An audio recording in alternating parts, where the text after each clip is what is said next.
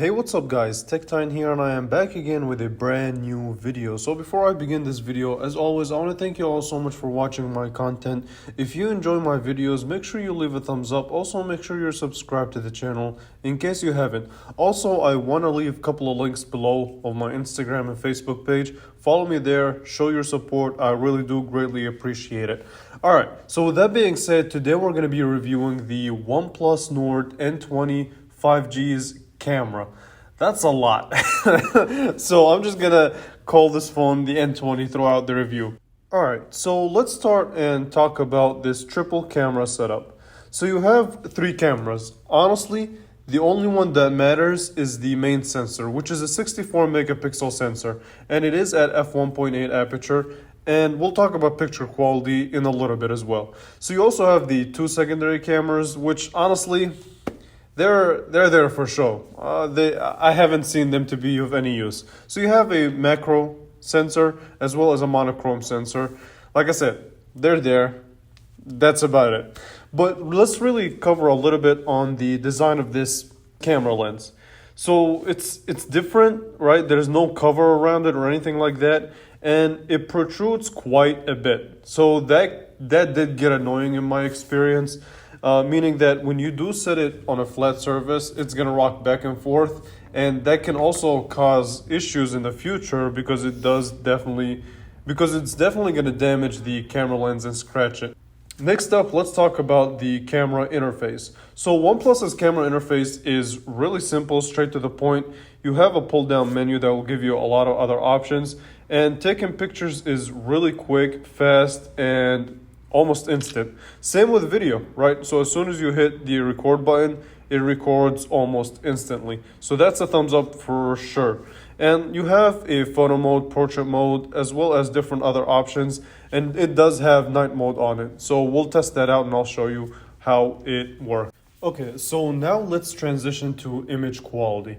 So let me tell you this. The pictures that come out of this phone when taken in outdoor conditions and good lighting are actually quite nice. So exposure is balanced. Now colors are a little bit warmer and they're slightly less saturated. That is when you compare it to Samsung devices. However, with that being said, it does hit a nice sweet spot, right? Everything is balanced when you're taking pictures in outdoor condition. And from time to time, the focus is a hit or miss. So in some situations, it looks really good, just like in this first picture. But in other scenarios, it can be a little wonky, right? So taking that into consideration, when you transition to taking pictures in indoor conditions, it actually struggles. So the colors are not as bright, they're not as good, they're not as vibrant, and they just take a loss in quality. They're a little bit softer than what I would personally like. They look slightly more artificial, but that's what happens when you take pictures in artificial lighting, right? Ideally, whenever you want to take a picture, if possible, if you're in an outdoor condition, the sun is right and bright, and everything else is where it's supposed to be, then you will have a quality picture. Now, the dynamic range is also something that I want to talk about, and it's pretty good, right? So it balances pretty much everything. And the skies look blue, and it retains the focus and the detail of whatever everything else is on the ground, right? So that's definitely a thumbs up from me.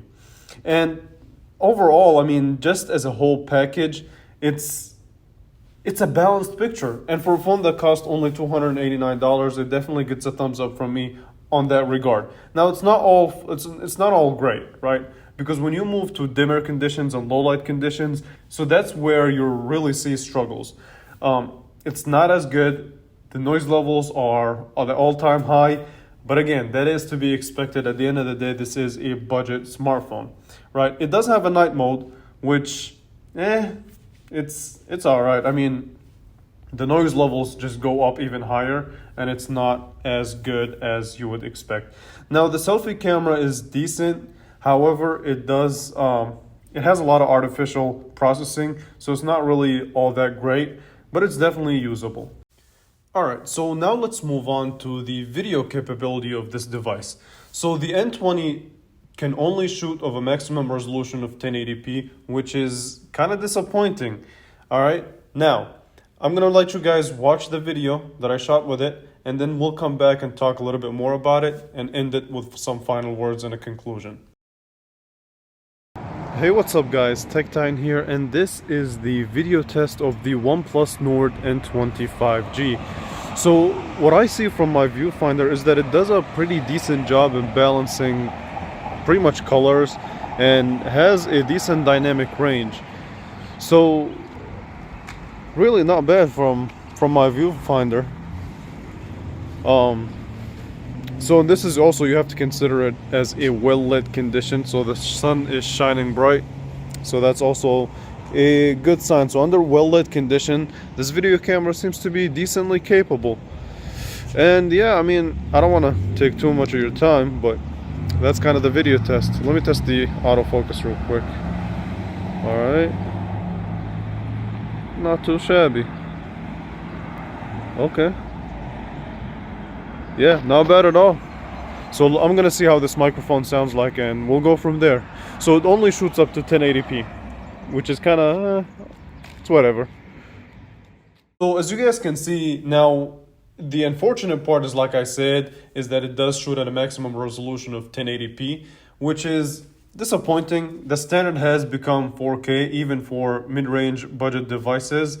Now, I'll tell you this though, on the contrary, it does shoot some decent 1080p videos. Colors look decent, however, you would have to be in a really good outdoor conditions for you to get the best out of this 1080p video camera. Overall, this is, at the end of the day, a $289 phone, right? You have to keep that in mind. The 64 megapixel sensor in outdoor conditions and in great lighting will do its job, and will do it quite well. Video capability, I understand the maximum resolution is 1080p and the microphone is iffy, but it does a decent job in bringing it all together. So overall, for the price and for what you get for this camera, it gets a thumbs up from me. Now, if you want to look at better options, there is the Galaxy A53, which at that device you'll be looking at around $469. So you will be paying a little bit more of a premium. And I am also working on a comparison between the N20 as well as the N10 to see which one stacks on top. So stay tuned for that. Like I said, follow me on Instagram for latest updates. My Facebook page will be also below.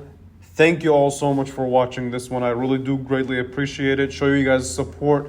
It means a lot to me, it really does. So thank you all so much for watching, and I will definitely catch you guys in the next one. Thank you for watching.